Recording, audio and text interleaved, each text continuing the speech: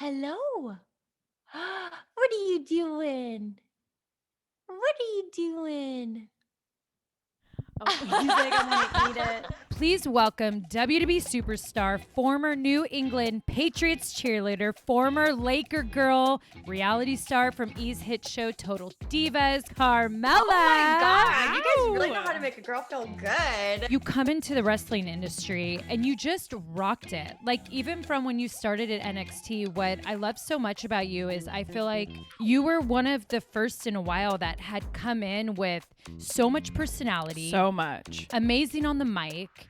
You can wrestle, and you really brought that that personality into the ring. And you were just overall like what they would call in the industry a triple threat. Like, you had it all, And a lot of charisma, which is hard to, you can't teach people You that. can't teach charisma.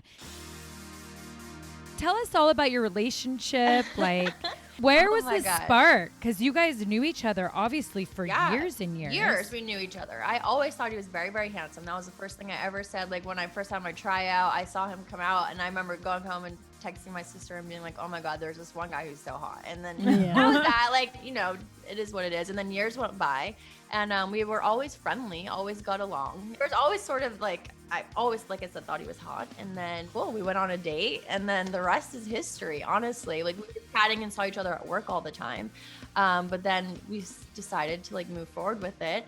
And I mean, he's just amazing. He's so smart and so funny. And I love, like, my favorite thing about him is that people see him and think one thing. And I know him as like this sweet, sensitive, you know, I see him as a dad, I see him with his kids, and he's just so not what you would expect. And like, even my friends are like Bailey, for example, is like, I never in a million years would have thought you would be with him. Like, he's not that there's anything wrong with him, but we're just so opposite. I'm like bubbly and happy all the time. And he's sort of like, well, like I said, grumpy.